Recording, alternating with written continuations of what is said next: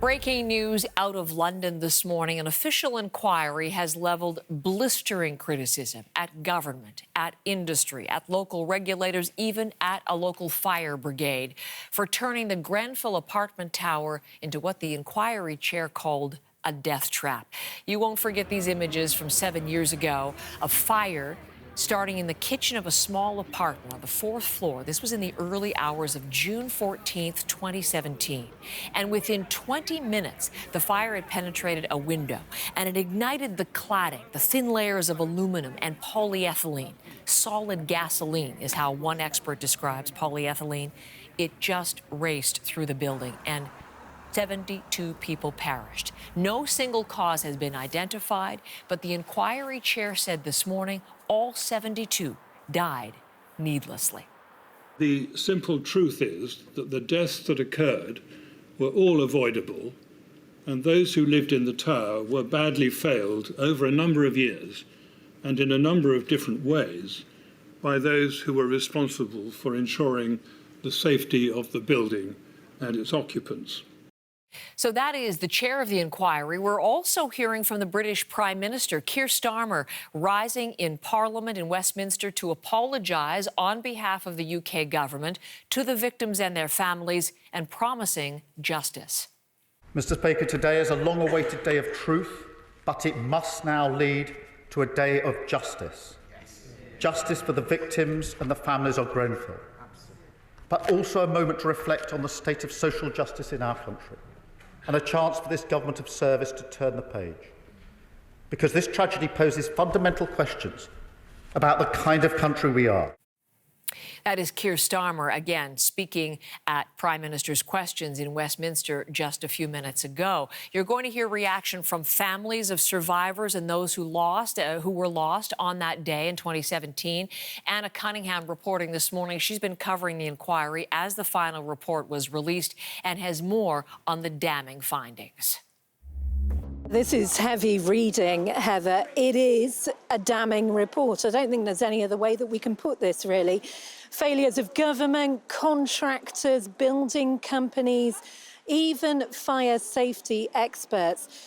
Look, the final link, really, it's said, is that the fire was this final link in this deadly, unimaginable chain of human failure. I'll take you through some key points that have come out in this final report. The cladding that you talked about there, the manufacturers of that cladding were found to have engaged in systematic dishonesty, deliberately saying that their products appeared safe.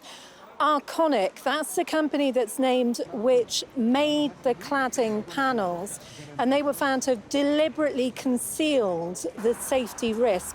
There's a number of other companies that were described as incompetent in the refurbishment that took place on Grenfell in 2011. But look, also in this report, Heather, it talks about missed opportunities, and not just one or two, but many of them missed by governments going right back to the early 90s. And it also points a finger at the 2010 Conservative, Liberal, Democrat-led government, saying that it focused on cutting regulation. The local council is criticised as well, and the fire brigade, London Fire Brigade. It said that it lacked a strategy to evacuate the building once it had lost control. Heather, I think when you look back at the footage from that night, I know that you and I watched it far away from overseas, not here in London, but when you see that the first emergency phone call was made at nearly 1 o'clock in the morning, that fire starting an electrical fault in a fridge on the 4th floor. Within 30 minutes, it ripped right to the top of this 24-storey building. There is a recording which is from London Fire Brigade. It's quite traumatic to listen to. We won't play it to you, but at 2:47 in the morning, the Gold Command, the people in charge of making the decisions that night, said, if anybody else calls the emergency services, tell them to self-evacuate because we can no longer promise and guarantee to get them out. That was nearly 2 hours after that first emergency call was made, and the fire already in Grenfell at that stage was an inferno. Heather. That is extraordinary, Anna. So much to process in terms of what this is found after 400 days of testimony and 300,000 documents. In terms of reaction, I was mentioning the Prime Minister, Anna Keir Starmer, rising in Parliament to say the UK will try to ban companies that were found to be culpable in all of this. So that's a little bit of a reaction from the Prime Minister. Also an apology on his behalf to the families and to the survivors. What other reaction are we getting so far today? Yeah, and just one other element that we've heard from the Prime Minister. He said that there are fundamental questions about the kind of country we are. Strong words from the Prime Minister, and as she said, an apology. But I think the sentiment of what we're really hearing from people who were there that night, residents who survived, the people who lost family members, is anger, deep dismay still, because this final report confirms their fears. It confirms this long list of incompetencies and where the blame lies.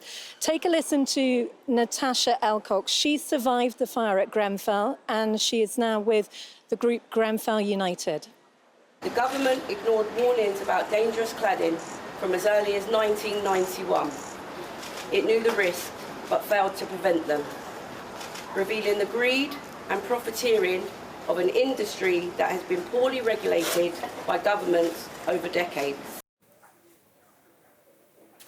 Heather, we know that what those families want is criminal prosecutions. We've been told that that is not going to happen for at least another 18 months. We do know the Metropolitan Police are investigating 19 organisations and 58 individuals. But I think, you know, when we're looking at this from far away and you ask, why does this matter now? I think you look around these cities, you see the high rises, the residential blocks that people live in, and there are lessons for us all from this. Heather.